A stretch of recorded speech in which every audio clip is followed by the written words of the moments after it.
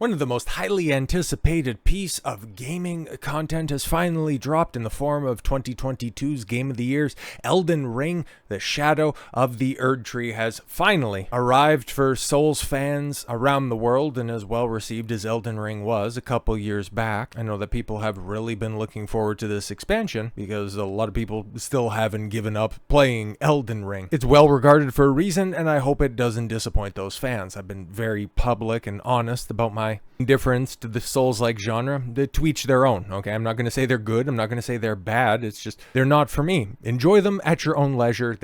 They're well-reviewed and well-regarded by a lot of people. It's not my cup of tea, okay? Because that's the case, and I want to present this information as informed and as well as I possibly can.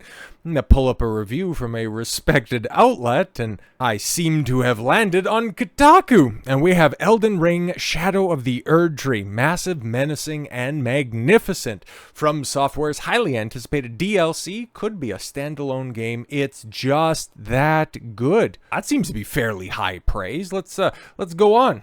Hours into playing Elden Ring, the Shadow of the Erdtree, the massive singular expansion from From Software's, tough to say, award-winning 2022 action RPG. I realize it's paralleling my real life. Wait a minute. Until Elden Ring, I avoided Souls-likes. Their punishing difficulty and rigid boundaries frustrated me immensely. I hit the wall. Oh, a wall. Sorry. In Dark Souls Remastered and gave up. Barely touched Bloodborne and avoided Sekiro like it was a poison swamp. In the real world, I have mostly avoided the ire of homophobes and misogynists in the game industry, writing an article that temporarily shakes them up before fading into relative obscurity once Reddit refreshes. What are we? Not even 2 paragraphs in, we're not talking about mechanics, we're not talking about atmosphere, not talking about refreshes to Elden Ring's overall design. Who wrote? Oh, Alyssa Mercante wrote this. That totally makes sense. So yeah, it takes what? How many lines in order to get into a personal diatribe in a review that reads less like it has anything to do about the gaming industry and more like a personal diary entry? This is your Elden Ring review. This is your Shadow of the Erdtree review on Kotaku. As much crap as they get, justifiably so. This is one of the bigger gaming outlets, and this is what you push? Brother. You couldn't even talk about how, From Software, in a time, in such flux with the gaming industry, with everybody laying off employees to the tunes of dozens, hundreds, thousands. Couldn't even, talk about that, especially with From Software president Hideki Miyazaki says that as long as he's in charge, he won't let layoffs hit his company. People are afraid of layoffs, are afraid of losing their jobs, and are afraid of making good things, he says, as Nintendo's ex-president. He says as he cites Nintendo's beloved ex-president, Iwata-san. This is the lesson right here. Make good games people want, stop the AAA formula, and go for the good things and not be afraid to lose your job and that can take the risks and needed. From Software understands gamers and delivers games. They actually want a lesson from Sony, Firesprite, yes, and the rest of the AAA industry in the West will not talk about as they blame everything else, which is exactly what's going on here. Hey guys, I didn't really like Souls-like games. I just don't have the time to dedicate to get good. It's just me though, but I'm not in the gaming industry. I like what I like and I talk about what I do. But here you have the senior editor for Kotaku, professional victim, Alyssa Mercante, making the review all about herself. And there's more passages later in make it even more painful, but shout out to Vara Dark, who does in fact have a bit of a history with Mercante. Last time we talked about them, you remember Vara was one of the many people that took Alyssa up on her offer to fight them physically, only for Alyssa to go, yeah, I've got other things to do, and then went on a mass blocking spree while calling everybody else grifters. Very strange, but yeah, Alyssa Mercante reviewed Shadow of the Erdtree, simply writing a review. Nope, let's put commentary in there. That has nothing to do with the game and establishes, yes, as she's always the victim. She claims she's the victim in the near endless harassment campaign while she's on social media media threatening to beat people up for not agreeing with her. I mean, that's true.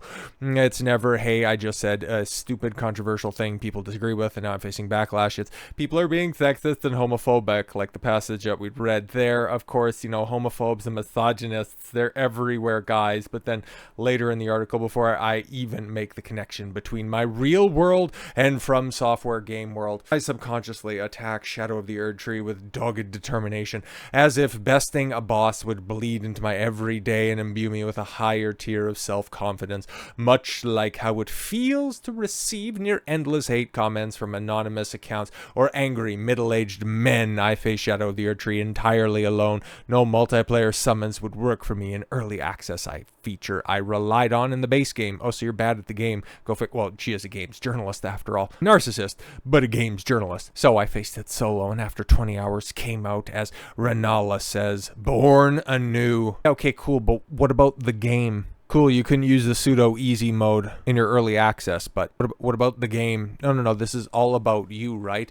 And of course, because Vara did a video on this, because that's what you do. Alyssa Mercante is a clout goblin, and she made this review entirely about herself for the express purpose of people looking at this and going, this is not a review, this is just simply your own self-styled musings, and excuse me, miss, this is a Wendy's. Going back to what Vara had to say about this real quick, and it's just very obvious what Alyssa's doing, which is plain for the eye to see. She had blocked Vara for very obvious reasons, because she was gonna, try to hold Alyssa to her word, and as a journalist, as a narcissist, as a former cam girl, probably still current cam girl, she doesn't really have any principles, so immediately blocked her and anybody else that was trying to hold her to a standard in order to escape any responsibility. Quickly after Vara published her video, unblocked her to send a DM. When are you going to stop obsessing over me, girl? Just curious. Obsessing? No. There's a review on a major outlet that you know is going to be bad. You took a look at it. It's bad. You looked at the author and went, this totally makes sense. And because you keep on trying to make yourself the biggest story in Western gaming, we will indulge your narcissism because it's A, funny, and B, it's like what I said the last time we talked about Alyssa. She has to do increasingly outlandish stuff to maintain even a modicum of relevance. And this right here, co-opting one of the biggest releases of the year in order to simply own the chuds, like you're playing yourself. But Vara's response is, oh, it's so good, and we're going to read it in totality. Whatever could you possibly mean? I'm simply doing my job, which is talking about the gaming industry and those within it. I don't know how covering angry misogynists in an article relates to the Elden Ring DLC, so I covered your article.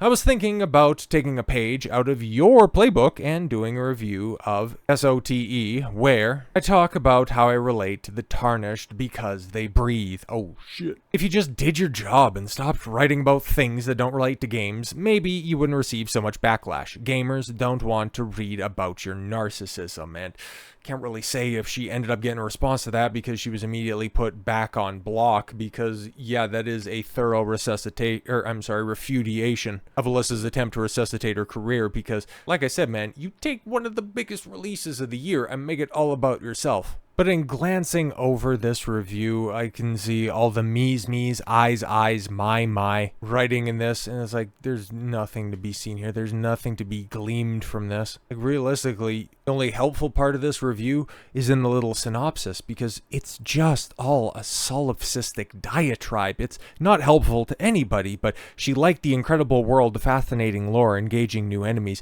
everything you would want from Elden Ring and then some. So, okay, cool. You just got an AI-generated description of why people like Elden Ring. Great. And then disliked. The map can be confusing. Oh, From Software with their legendary level design, best in the business, it can be confusing. And I'd love more boss cutscenes. Okay, cool. So it's almost like you don't want a game, you just want cutscenes, because all of the bigots that are out there, and she wants it to mirror her life because she spent most of her adult life making cutscenes and selling them on the internet. An atrocious hack. This is why people just don't, there's many reasons that people don't like Alyssa Mercante.